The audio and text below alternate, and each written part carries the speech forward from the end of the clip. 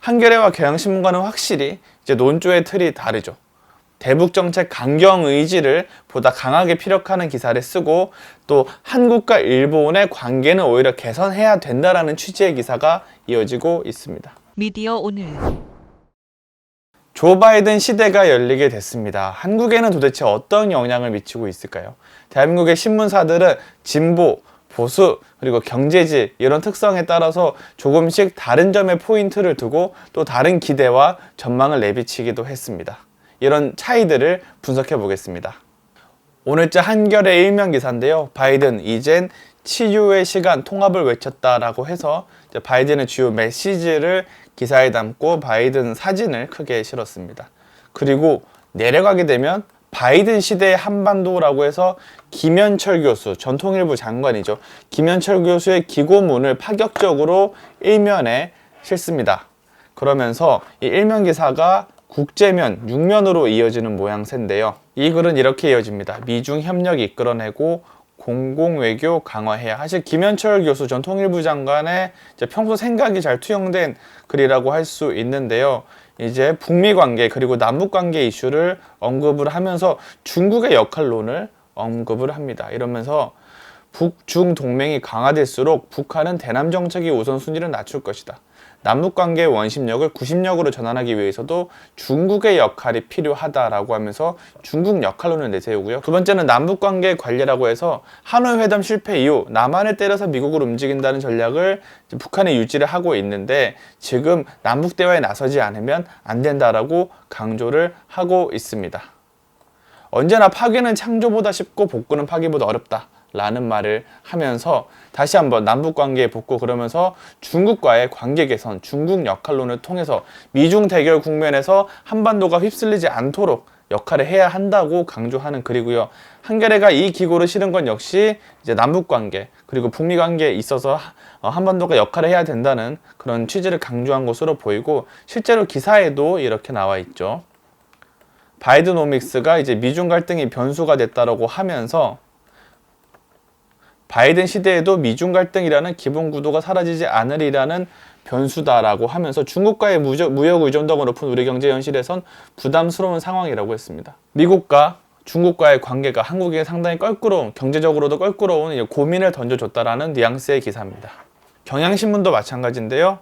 방위비 한국 입장 반영 예상, 중국 견제 동참 압박할 수도라는 표현이 등장을 합니다. 그러면서 이 기사에서 바이든 시대에 아시아 정책은 동맹국가 협력을 통한 중국 견제를 기본 원칙으로 내세우고 있기 때문에 한미일 3국의 협력을 강하게 요구할 가능성이 높다라고 하면서 지금과 같은 최악의 한일 관계가 유지될 경우 한국의 부담이 커질 수밖에 없다라고 합니다.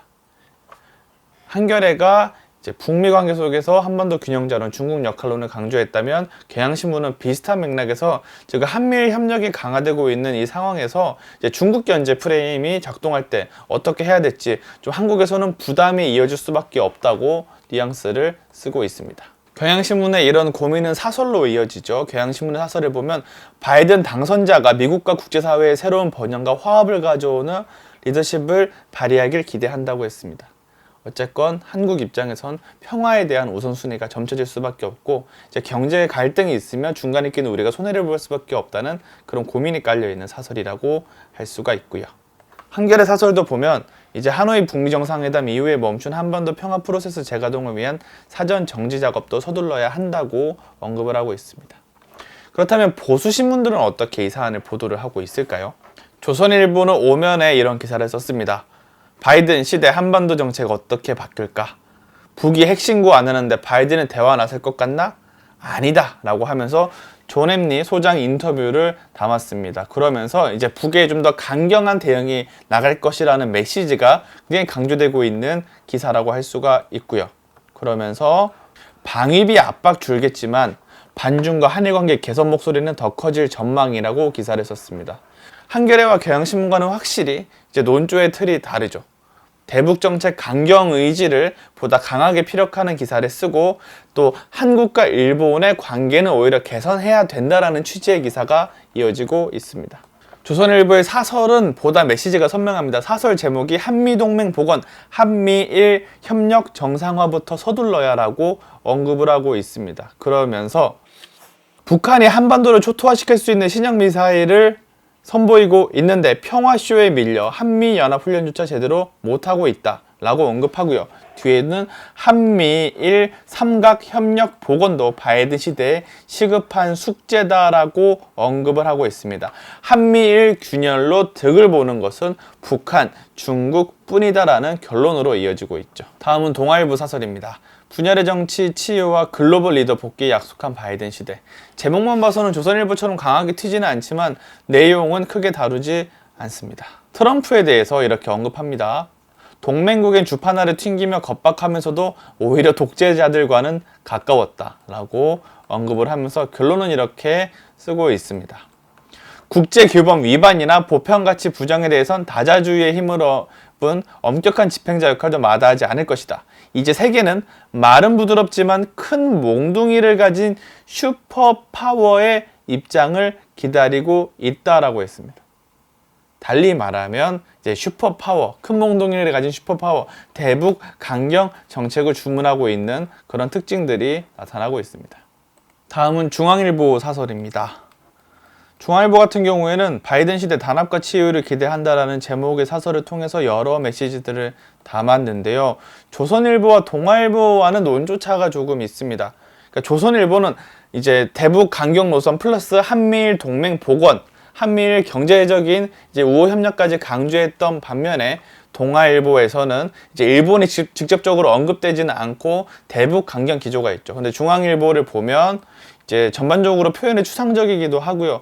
대북 강경 기조가 필요하다. 뭐 이런 식의 명시적인 표현은 찾아보기가 좀 힘듭니다. 대신에 뭐 최대 경쟁국인 중국 등은 물론 동맹국과 관계도 금이 갈 대로 간 상황이다. 이런 상황에서 수호자 역할을 맡겠다고 하니 반갑다. 국제사회가 화목하고 건강해지길 기대한다. 굉장히 추상적인 표현이 있죠.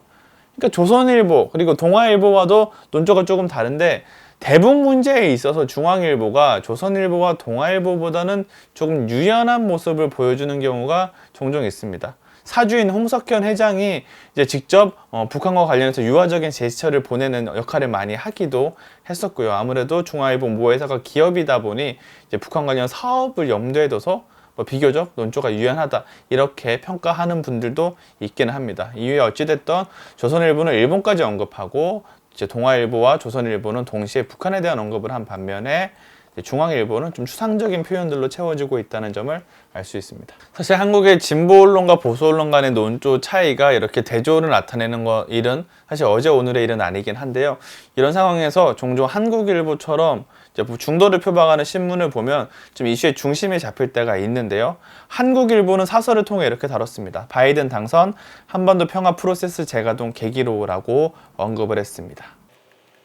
바이든 당선인이 강경한 대북관을 갖고 있고 비핵화 원칙에 입각한 실무 협상을 강조해온 건 사실이다. 하지만 그렇다고 해서 한반도 평화 프로세스가 좌초된 것으로 예단할 필요는 없다라고 언급을 했습니다. 그러면서 우리 정부는 한반도 평화 프로세스를 보다 정교하게 다듬어 재개할 계기로 삼아야 한다라고 언급을 했습니다. 그러니까 한국일보의 주문은 한겨레와 경향신문과 좀 더 비슷하죠. 좀 더 정책을 가다듬을 것을 주문하면서도 한반도 평화 프로세스가 지금 재가동이 돼야 된다. 평화가 중요하다라는 메시지를 담고 있습니다. 마지막으로 경제신문들은 경제적인 측면에 주목을 할 수밖에 없죠. 무역 장벽 허물고 다자무역 복귀, 바이드노믹스 한국 수출의 단비라고 긍정적인 기사를 쓰고 있습니다. 매일경제의 기사입니다. 그렇게 하면서 조 바이든 미국 대통령 대선 후보가 당선인 신분으로 증국하면서 바이드노믹스 시대의 개막을 알렸다라고 하면서 국내 전문가들, 기업이 기대감이 커지고 있다라고 언급했습니다. 바이드노믹스는 이런 포인트가 있죠. 다자무역 체제 복귀, 미국의 경기 부양책, 그리고 친환경 정책 등으로 언급이 되고 있습니다. 그래서 이런 점에서 경기 부양 호재가 이어질 수 있고 한국에서도 역시 자동차를 비롯한 수출 환경에 단비가 됐다. 다만 친환경 에너지 정책을 드라이브하면서 이 경우엔 기업마다 이제 친환경 기업이 있고 그렇지 않은 기업들이 있죠. 기업의 지향점마다 좀 희비가 엇갈릴 것으로 전망을 했습니다. 전반적으로 경제적인 측면에서는 청신호를 보이고 있다라는 평가를 하고 있고요. 역시 매일경제 사설도 이런 표현이 있죠. 트럼프식 고립주의도 있고 미국이 돌아왔다. 굉장히 우리와 이게 경제적으로도 파트너 관계가 잘 유지되는 미국이 돌아왔다고 해서 이제 반기는 이제 포인트가 강조가 되고 있습니다. 이렇게 조 바이든 시대에 맞춰서 한국 언론사들은 나름의 집중하는 대목들 그리고 바람들을 많이 담았는데요. 조선일보는 일면에 이런 표현을 쓰기도 했죠. 문 대통령 바이든 당선에 같이 갑시다. 바이든과 보조 맞추려면 문 트럼프식 쇼부터 끝내야 할 듯이라는 표현이 있습니다. 아까 말씀드렸던 것처럼 조선일보는 동아일보는 대북 강경 노선을 굉장히 주문을 하고 있고 또 조선일보는 대북 강경 노선 플러스 한미일 동맹 그리고 경제적인 측면에서도 강화가 돼야 된다라는 포인트를 두고 있고 동아일보와 중앙일보에서는 이제 일본 얘기를 직접적으로 꺼내지는 않고 또 중앙일보는 보다 추상적인 표현을 썼던 점을 알 수 있습니다. 이렇게 신문마다 각자가 원하는 방식들 그리고 원하는 기대들은 다를 수가 있습니다. 하지만 저는 분명히 좀 포인트를 맞춰야 될 거는 결국 한반도에 어떻게 하면 평화가 유지가 될 수 있느냐, 어떻게 하면 우리 국민들이 보다 생활을 더 나은 생활을 할 수 있느냐 이런 점들이 포인트가 맞춰져야 된다고 보고 있는데요. 쉽지는 않지만 이제 평화를 지향해야 하는 고민들이 좀 많이 함께 담기면 그런 요구들이 이어지면 좋을 것 같습니다.